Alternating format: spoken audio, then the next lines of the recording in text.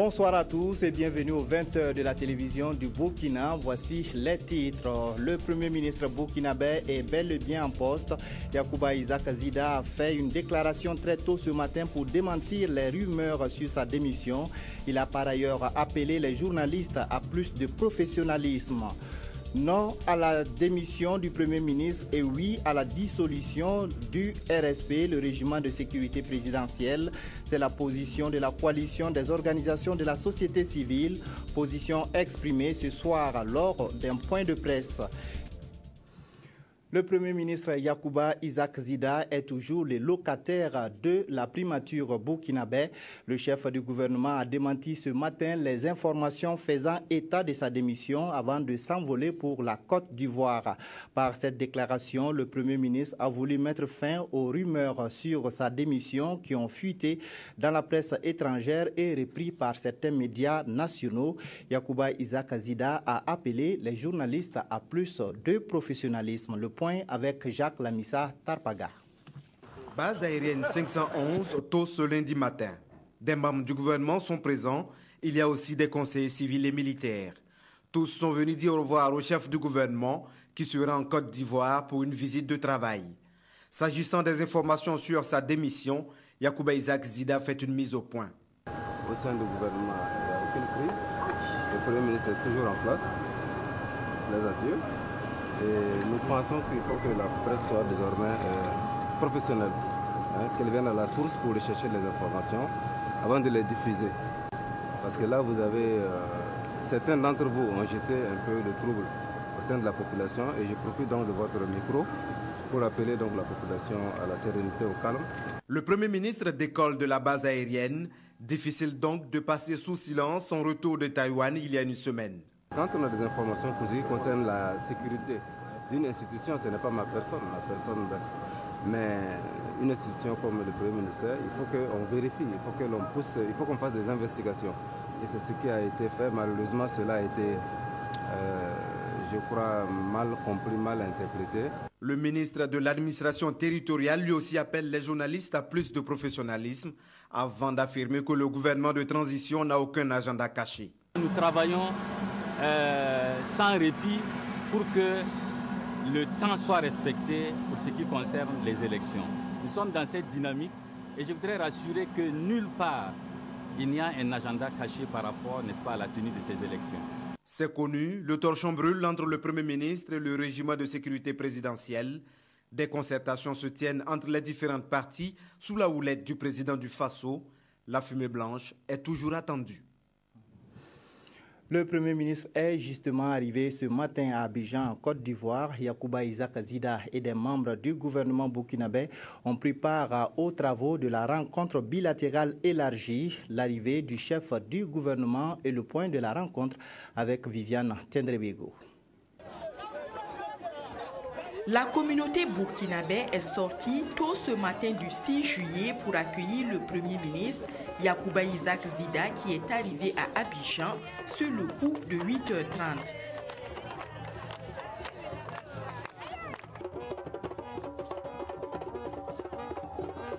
Avec son homologue Daniel Kablan deux tête-à-tête avant de prendre part à la rencontre bilatérale élargie. Avant d'entrer dans le vif du sujet, Yacouba Isaac Zida est revenu sur la portée des événements que le Burkina Faso a vécu en fin octobre 2014. C'est au nom de l'idéal de démocratie et de fortes aspirations à plus de justice et de liberté que le peuple burkinabé a amorcé un tournant décisif de son histoire.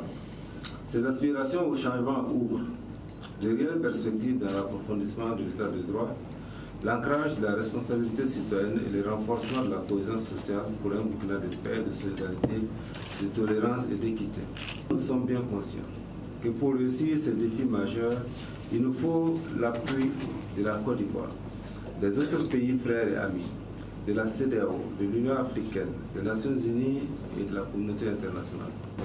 8 sujets étaient à l'ordre du jour de cette rencontre bilatérale élargie. Il s'agit entre autres de la défense et de la sécurité, des infrastructures, de l'énergie et des mines et de la communication avec un accent sur la transition vers la TNT. Le passage en revue de ces dossiers urgents devrait permettre de renforcer l'axe Yamoussoukro-Ouagadougou, deux capitales que lie depuis juillet 2008 un traité d'amitié et de coopération. La coalition des organisations de la société civile a exprimé cet après-midi son opposition à la démission du Premier ministre, à la dissolution du gouvernement et au report des élections. Elle a plutôt appelé à la dissolution du RSP, le régiment de sécurité présidentielle. Des actions dont une assemblée générale sont prévues dans les jours à venir. Des détails avec Drissa Serré. Selon la coordination des organisations de la société civile, face à la situation nationale, la société civile se devait de réagir. C'est ce qui justifie ce point de presse. Tout d'abord, le lieu pour les OSC de condamner les actes d'intimidation que certains médias ont subis la semaine dernière avant de donner leur lecture des événements de ces derniers jours. La société civile interprète la crise entre le régiment de sécurité présidentielle et le Premier ministre Yacouba Isaac Zida comme un complot orchestré par le régime déchu et le RSP pour déstabiliser la transition et empêcher le respect du calendrier électoral. Par conséquent, les OSC persistent et signent. Elles exigent la dissolution du RSP et le redéploiement de ces éléments dans d'autres unités de l'armée nationale. Le 4 février, quand le RSP a fait irruption, les revendications ont consisté à demander la démission du Premier ministre. Et aujourd'hui encore. Donc, ce sont des revendications qui ne sont pas des revendications militaires, ce sont des revendications politiques. En tant que garant de la charte de la transition et des institutions républicaines, les OST formulent des exigences pour mener la transition à terme. Pas de démission du Premier ministre, pas de dissolution du gouvernement, pas de report des élections prévues le 11 octobre 2015. Les OSC comptent jeter toutes leurs forces dans la bataille pour que les élections aient lieu à bonne date. À cet effet, elles prévoient des actions imminentes dont une campagne d'information de l'opinion nationale et internationale et une assemblée générale réunissant les représentants des 45 provinces du Burkina le jeudi 9 juillet 2015. 6 casques bleus burkinabés sont tombés dans leur mission de préservation de la paix le jeudi 2 juillet lors d'une attaque de leur convoi dans le nord Mali, une attaque revendiquée par Al-Qaïda au Maghreb islamique. Voici l'identité des militaires burkinabés qui ont perdu la vie dans cette embuscade. Il s'agit de l'adjudant Sylvestre Diendéré, du caporal Ousmane Compaoré et du caporal Seydou Ilboudo, du caporal Abdou Racide Napon, du soldat de première classe Dieudonné Ouedraogo et du soldat de première classe Apollinaire Savadoko. Toutes nos condoléances aux familles éplorées. Toute autre chose, à présent, l'autorité supérieure de contrôle d'État ASE est en pleine relecture de ces textes pour mieux traquer les corrompus conformément à la mission qui lui est conférée par la loi. Les réflexions qui ont débuté ce matin portent également sur le statut de cette institution et sa reconnaissance en tant que telle dans la Constitution. Draman Guéné. Ces experts nationaux et internationaux réfléchissent sur une nouvelle configuration de l'autorité supérieure de contrôle d'État ASE. La loi de mars 2015 portant prévention et répression de la corruption a confié de nouvelles prérogatives à l'ASE. Et ces experts vont relire les textes de l'institution afin de les adapter à la loi. Les institutions nationales de lutte contre la corruption doivent avoir des prérogatives qui leur permettent non seulement de poursuivre, mais également de pouvoir prendre des mesures, comme je l'ai dit dans mon propos, des mesures conservatoires. Ça veut dire que quand vous faites une investigation et qu'il y a des soupçons de corruption, vous pouvez décider de geler les avoirs, de prendre des mesures conservatoires vis-à-vis des immeubles et des biens de la personne en attendant la fin de la procédure. Du statut de l'ASE à ses prérogatives, en passant par son autonomie financière, bref, tout sera passé au pain fait au cours de cet atelier. Il faut tout remettre à plat et que ce qui est pertinent doit être conservé. Mais à partir d'aujourd'hui, je crois que nous sommes très ouverts à tout ce qui va sortir de cet atelier. Le schéma organisationnel de l'autorité supérieure de contrôle d'État doit aussi changer après l'adoption de ces réformes. Des réformes selon lesquelles les procès-verbaux du contrôleur général d'État tiennent lieu d'enquête préliminaire. Les élections générales au Burkina Faso, c'est dans 3 mois. Une formation axée sur la gestion des élections est organisée à l'intention des agents de la CENI, des forces de sécurité et de défense et des représentants des organisations de la société civile. La session de renforcement de capacités est initiée par le projet d'appui à la crédibilité et à la transparence des élections et le Centre européen d'appui aux processus électoraux. Evelyne Dabiré. Cette session de formation des formateurs en leadership vise à outiller les parties prenantes aux élections d'octobre 2015 et janvier 2016 afin d'éviter, sinon gérer au mieux d'éventuels conflits électoraux. Bientôt, on va se déployer partout sur le terrain pour pouvoir travailler chacun dans son tronçon d'activité, les partis politiques évidemment à la conquête des électeurs, nous pour les organisations, les OSC pour la supervision. Tout ça, chacun doit veiller à ce que les choses se passent dans un environnement apaisé.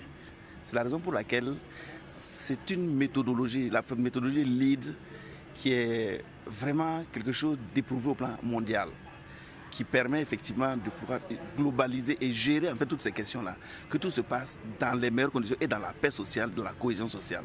La finalité, justement, c'est de gérer les conflits et éventuels conflits électoraux, pour que les élections puissent se dérouler vraiment dans un climat pacifique et apaisé et faire en sorte que la transition se fasse de manière pacifique.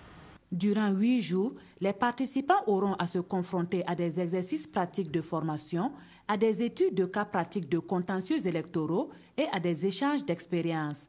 Toutes choses rendues possibles grâce au soutien de 6 pays et institutions que sont l'Union européenne, l'Autriche, l'Allemagne, le Danemark, la France et le Luxembourg. Les journées nationales de la logistique ont débuté ce matin à Ouagadougou, placées sous le thème « Contribution des acteurs à la promotion de la containerisation pour l'optimisation de la chaîne de transport ». Cette rencontre permettra de parler des avantages de la containerisation des marchandises et de renforcer les capacités des acteurs intervenant dans le domaine. Claudine Bikaba. La containerisation est un moyen de transport et de manutention des marchandises au cœur des Journées nationales de la logistique GNL 2015.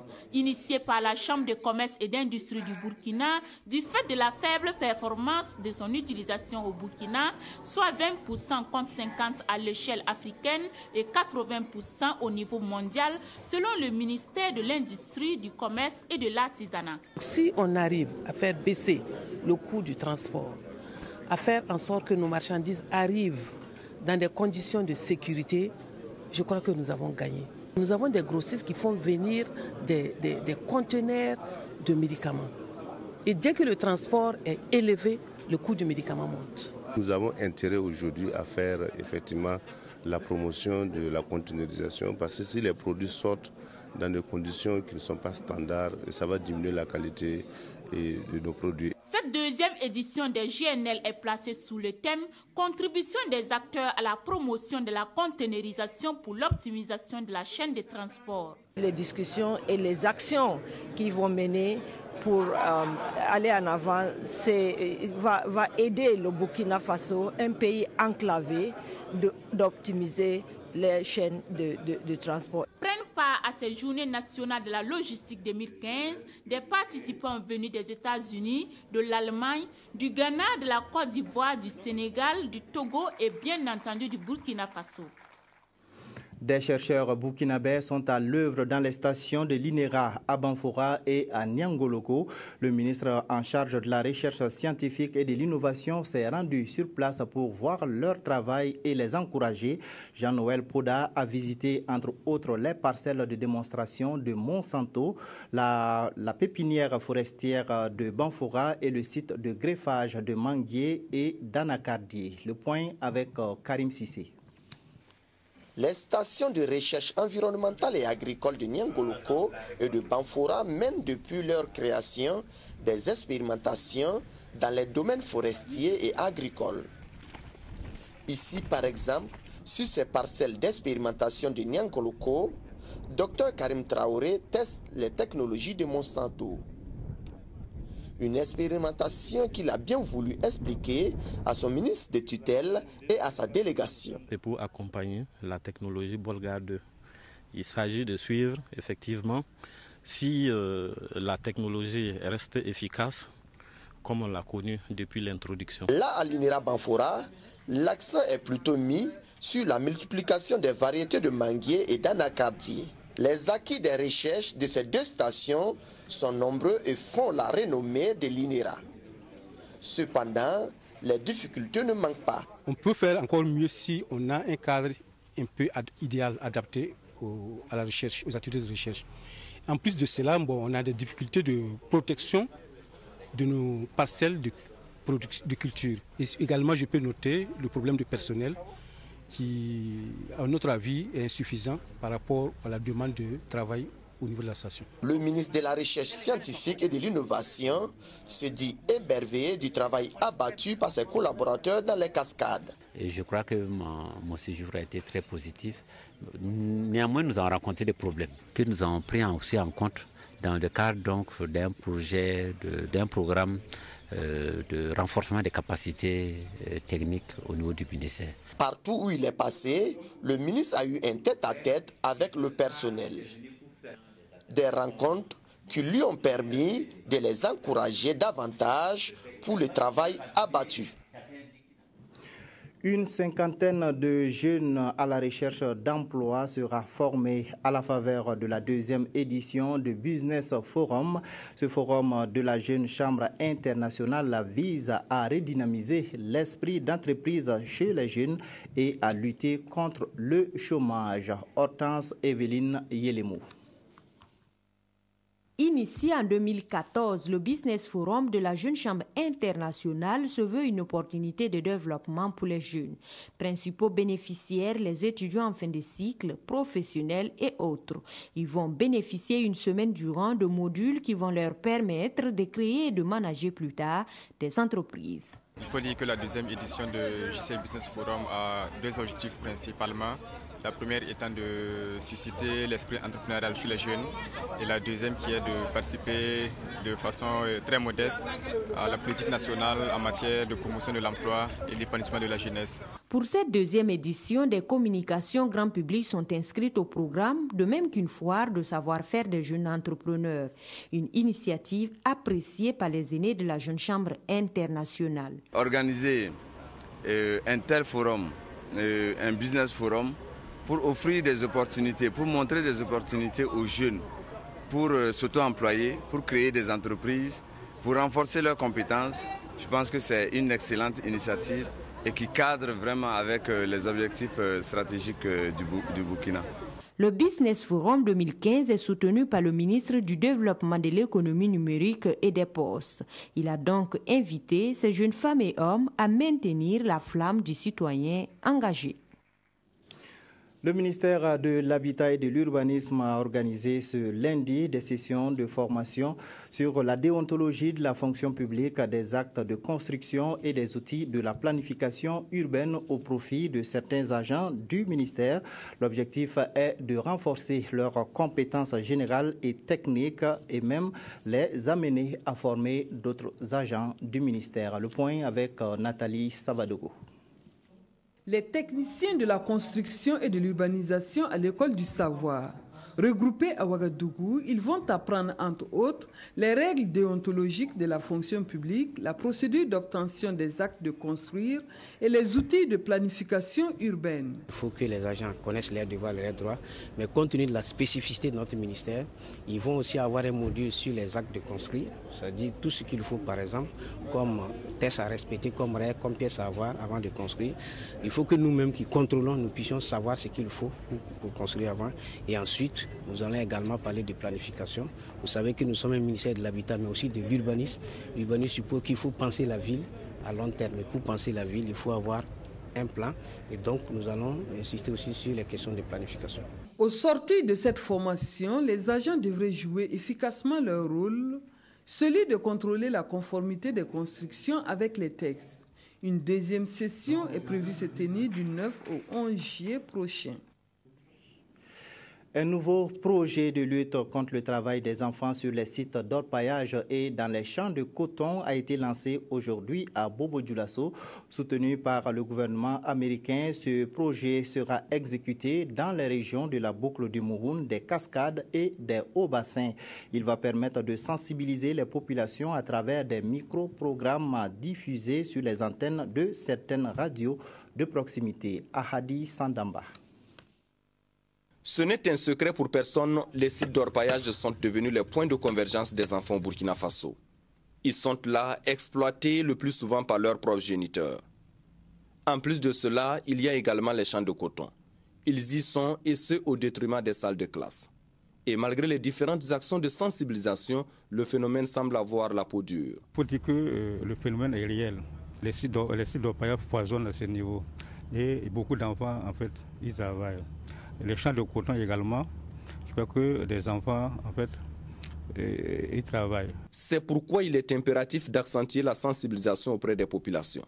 Et dans ce combat, les médias doivent jouer un rôle déterminant, d'où un projet médiatique de sensibilisation des populations sur les dangers, les risques et les potentielles solutions au travail des enfants dans les champs de coton et sur les sites d'orpaillage, ainsi que les avantages de l'éducation. La première étape d'une campagne de prévention, c'est vraiment sensibiliser d'abord la population pour les amener vers un changement de comportement.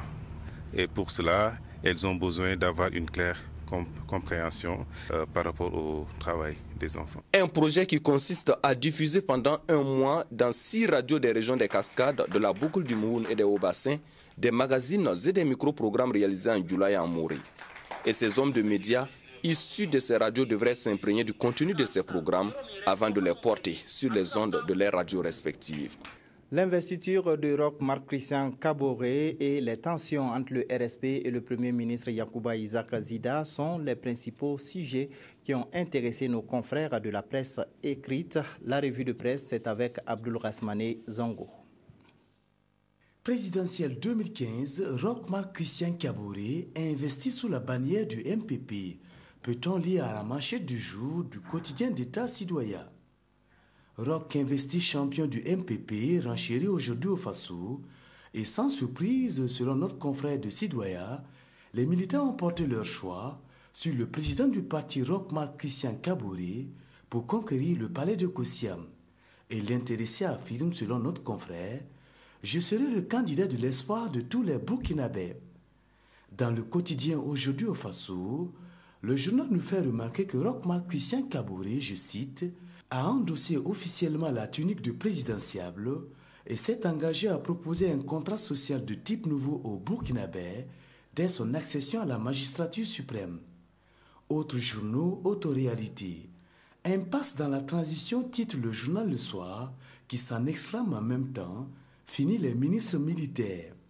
Les départs des militaires, note notre confrère du journal Le Soir, du gouvernement dont le chef du gouvernement est lui-même militaire, ne semble être qu'une question de temps. Les ministres Bari, Kabré, Ba et leur patron Zida devront faire leurs valises. Et déjà des noms circulent pour remplacer le Premier ministre. Quant à l'observateur, il est moins observateur qu'interrogateur. Peut-on encore sauver le soldat Zida, s'interroge le quotidien L'Observateur, tant le sort du Premier ministre semblait être scellé. Voilà, on s'arrête là pour cette édition. Merci de l'avoir suivi. Je vous retrouve tout à l'heure à 22h15 pour l'édition synthèse.